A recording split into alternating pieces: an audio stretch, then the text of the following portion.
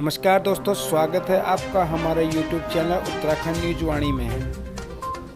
तो इस प्रकार से मोदी जी के नेतृत्व में ये योजनाएं चल रही हैं। उज्ज्वला योजना का आपने जिक्र किया। उज्ज्वला योजना भारत के अंदर ऐसी स्वतंत्र भारत के इतिहास में पहली योजना है जिसने उन गरीब माताओं बहनों के जीवन में एक नई क्रांति लाने का काम किया।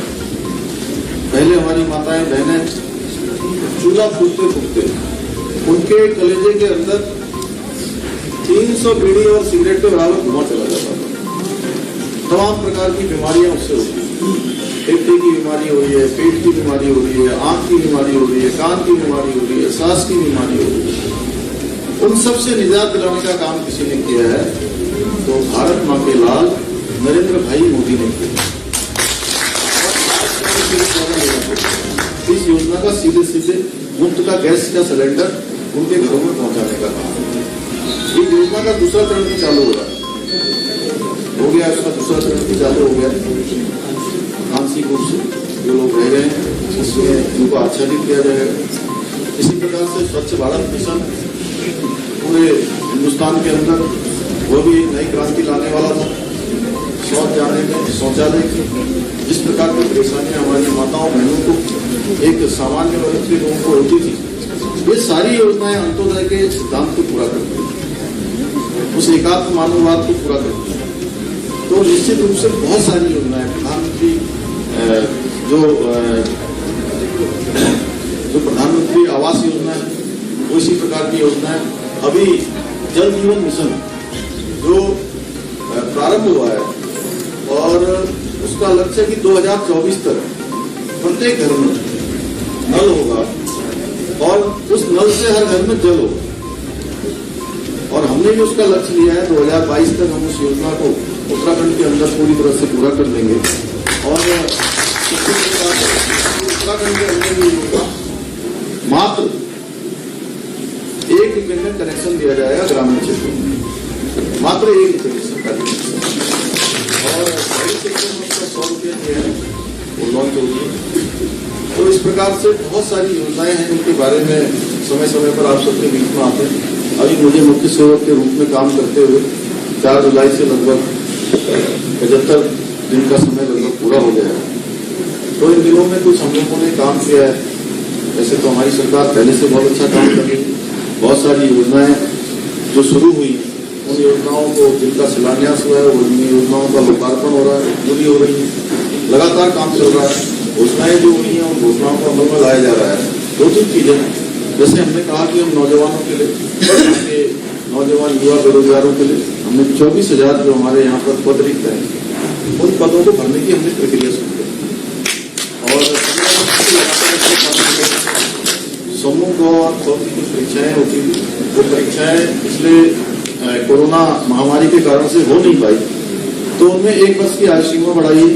इसी प्रकार से जो आवेदन शुल्क है, अब जितनी भी परीक्षाएं होंगी हमारे यहाँ की उन परीक्षाओं को आवेदन शुल्क को शुल्क रहित कर दिया। यानी बहुत सारे भाई बहन जो इन परीक्षाओं में भाग नहीं ले पाए, आर्थिक तंगी से जूझ रहे हैं, उन सबको हम लोगों ने कोशिश की है सरकार ने कि उनको राहत देने का काम करें। इसी प्रकार से जो पर्यटन क्षेत्र में, परिवहन के क्षेत्र में, सांस्कृतिक क्षेत्र में काम करने वाले, नौकायन के क्षेत्र में काम करने वाले, अभी हमारी 4 धाम यात्रा बंद थी, उस यात्रा के न चलने के कारण से उन सब लोगों को तमाम प्रकार की परेशानियों से जूझना पड़ रहा था। उनको हम लोगों ने 200 करोड़ रुपए का हमारी सरकार ने पैकेज दिया है और उस पैकेज का डीबीटी के माध्यम से उनके खातों में पैसा आना शुरू हो गया। उसका उदाहरण क्या, अभी पिछले दिनों में टिहरी गया था तो वहाँ मुझे बड़ा अच्छा लगा सबसे कि वहाँ के लोग मुझे मिले वहाँ पर और उन्होंने कहा कि हम आपका धन्यवाद करने के लिए आए हैं कि हमारे खातों में जो राहत राशि आपने भेजी है वो आनी शुरू हो गई। हमने जितनी भी घोषणाएं कर रहे हैं वो सारी घोषणाएं लगातार हम धरातल पर उतार रहे हैं, उनको लगातार उनके शासनादेश जारी कर रहे हैं। इसी प्रकार से जो गरीब बस्तियों में रहने वाले हैं, मलिन बस्तियों में रहने वाले हैं, उनके लिए हमने 3 साल की समय सीमा बढ़ाई है, एक्ट लेकर आए।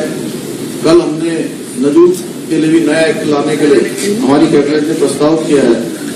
बहुत सारे क्षेत्रों में पर्यटन बढ़े, इसके लिए हवाई यात्राएं यहाँ के लोगों के लिए सस्ती हो, आने जाने के लिए उनका सफर आसान हो, उसके लिए हम लोग एविएशन टर्बो फ्यूल बोलते हैं, हवाई जहाज का तेल भरा जाता है, उसमें हमने 18% की छूट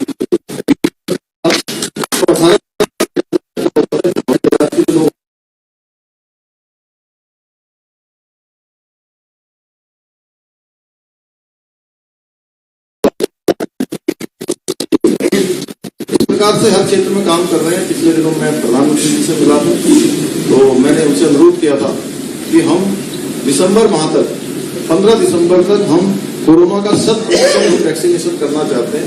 आप हमको वैक्सीन दे दीजिए।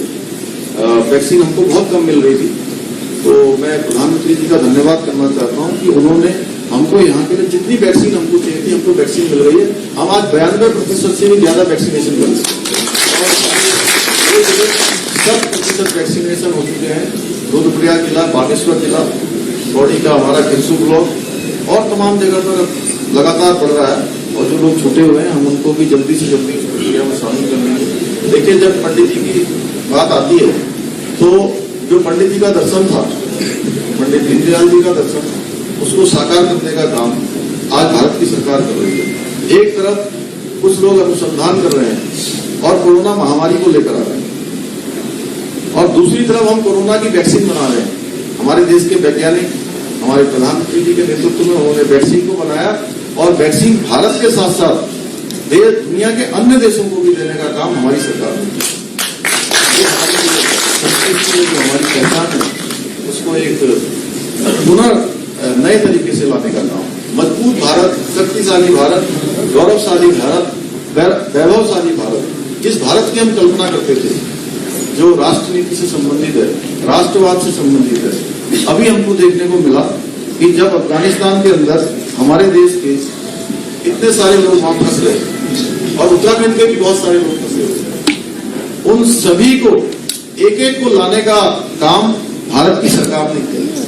मैं इसके लिए माननीय प्रधानमंत्री जी का धन्यवाद देता हूँ। और जितने भी लोग अफगानिस्तान से आए थे उन सबका हमने यहाँ पर अभिनंदन किया था। एक बात मुझे अंतिम बात कह के मैं अपनी बात समाप्त करूंगा, क्योंकि मैं एक सैनिक का पुत्र हूँ और मैंने बचपन से देखा है कि एक सैनिक के जीवन में और उसके परिवार में कितने प्रकार की कठिनाइयां होती, किस प्रकार से अपने छोटे बच्चों को, अपने माँ बाप को, अपनी पत्नी को, अपने आसपास को छोड़कर सेना के अंदर काम करते हैं। तो मैं 1962 के युद्ध के बाद, हालांकि मैं उस समय पैदा नहीं हुआ था, लेकिन जितना मैं सुनता था लगातार, जब भी कभी चीन की बात आती थी तो हमारा मन थोड़ा सा बहुत जोश में होता था, तो वो थोड़ा कम हो जाता था। कई बार हमारे मन में जो है वो उत्साह जो है न्यूनता की ओर आ जाता था कि हम हमेशा सोचते थे चीन की सेना बड़ी शक्तिशाली है, चीन के पास नए नए आधुनिक तकनीकी है, उनके पास लड़ने के कई वो हैं, सब प्रकार की चीजें उनके पास है, क्योंकि वो हमको विरासत में मिला था और वो नेतृत्व के कारण से भी मिला था। उसको भी समाप्त करने का काम गलवान में हमारे 20 जो योद्धा, जिन्होंने जो है वहां पर अपने प्राणों का बलिदान तो दिया, लेकिन वो आगे के लिए गाथा लिख गए और उस गाथा को आगे बढ़ाने का काम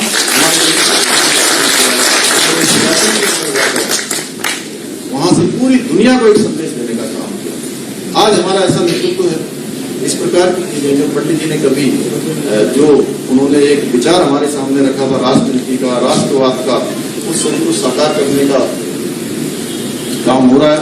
मैं आज के अवसर पर मैं सभी आयोजकों का, सभी आए हुए अतिथियों का, आप सभी का, बहुत सारे लोग मेरे यहाँ पर जब से मैं इस आवास में आया हूँ, पहली बार आया हूँ, मैं आप सभी का अभिनंदन करता हूँ, बहुत मैं स्वागत करता हूँ। और हमारे विनायक जी ने, आदरणीय नरेश जी ने और हमारी दीदी ने, सुभा जी ने, सबने कहा है कि वो ये जमीन का विषय है पंडित दीनदयाल उपाध्याय शोध संस्थान प्रतिष्ठान के लिए, उसको चूंकि पहले मैंने लिखा है, मैं जल्दी कोशिश करूंगा कि वो विषय हमारा जो है उसको समाधान हो।